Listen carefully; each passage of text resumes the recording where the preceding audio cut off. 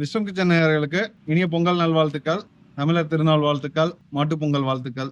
இன்னைக்கு நம்ம என்ன பண்ண போறோம் அப்படின்னா, நம்ம காலேஜ்ல பொங்கல் கொண்டாடிட்டு இருக்கோம். அத பத்தி தான் பார்க்க போறோம்.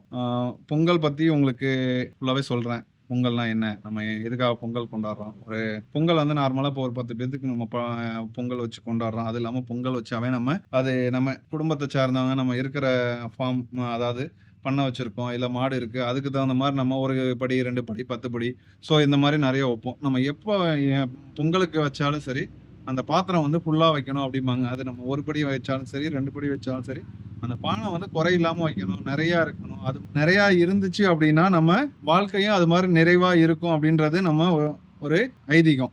ஸோ அதனால நம்ம இன்னைக்கு வைக்க போறோம். நெறையா தான் வைக்க போறோம். 2 பானை எடுத்திருக்கோம். ஒரு படி வைக்கிற மாரி சர்க்கரை பொங்கல் ஒரு பானை. வெள்ள பொங்கல் வந்து ஒரு 3 படி வைக்கிற மாரி ஒரு பானை எடுத்திருக்கோம். அத பத்தி உங்களுக்கு நான் ஃபுல்லாவே சொல்றேன். பொங்கல்னா என்ன? அந்த டீட்டெயில்ஸ் சொல்றேன்.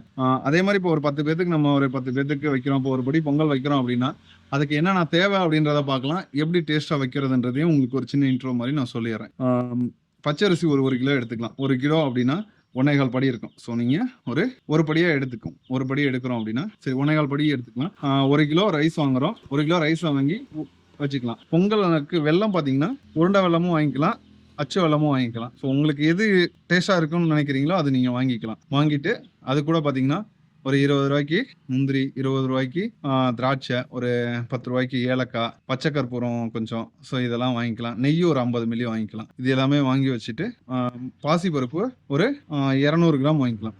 பாசிப்பருப்பு 200 வாங்கிட்டு, பாசிப்பருப்பை வந்து லைட்டா வறுத்துக்கலாம். லைட்டா நெய் விட்டு ஒரு ப்ரௌனிஷா வறுத்துக்கிட்டு, நம்ம அரிசி ஒரு 1 1/4 படி இருக்கு. அத ஊற வச்சு நம்ம எடுத்து வச்சுக்கலாம். ஊற வச்சு வச்சுக்கலாம்.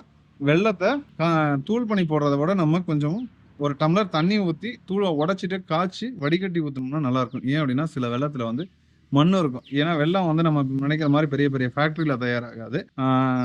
கிளீனா இருக்கிறதுக்கு கிளீனா இருக்கும். பட் அந்த மண்ணு இந்த மாரி தூசு இந்த மாரி இருக்கும். ஸோ அதனால அத வடிகட்டிக்கலாம் காய்ச்சி. காய்ச்சி வடிகட்டி வச்சுக்கலாம். நம்ம உல வச்சதுக்கப்புறம் பொங்கல் பானை வச்சதுக்கப்புறம் தண்ணிய வச்சு கொதிக்க வச்சு தண்ணி கொதிச்சதுக்கப்புறம் கொதிக்க ஆரம்பிச்சோனே, அந்த வறுத்த பாசி பருப்ப உள்ள போட்டுக்கலாம். உள்ள போட்டுட்டு ஒரு கொதி வந்தோனே, இந்த ஊற வச்சிருக்க அரிசி இதையும் போட்டு சாரி பாசி பருப்பு போட்டுக்கலாம். போட்டுட்டு நல்ல பானல் பொங்க ஆரம்பிக்கும். கட் பண்ண வச்சதுக்கப்புறம் பாசி பருப்பை போட்டு நல்லா ஒரு கொதி வந்தோடனே நம்ம ஊற வச்சிருக்க அரிசியை போட்டுக்கலாம். ஒரு டம்ளர் பால், அதில் கொஞ்சம் பசும்பால் சேர்த்துக்கலாம். நல்லா வெந்ததுக்கு அப்புறம் இதை நல்லா கிண்டிக்கிட்டே இருக்கணும். நல்லா அந்த பொங்கல் கரண்டி போட்டு நல்லா கிண்டணும். ஆப்பையோ இல்லை கரண்டியோ நல்லா அடி வரைக்கும் விட்டு கிண்டி நல்லா வேகணும். நல்லா கையில எடுத்து இப்படி மசிச்சோன்னு வச்சுக்கோங்க, எடுத்து அமுக்க கூட கூடாது. நல்லா குழஞ்சிரும். சுத்தமாவே குழஞ்சு நல்லா இதானதுக்கு அப்புறம் தான் நம்ம அந்த வெல்லம் காய்ச்சி வடிச்சு ஊத்தணும். சரிங்களா?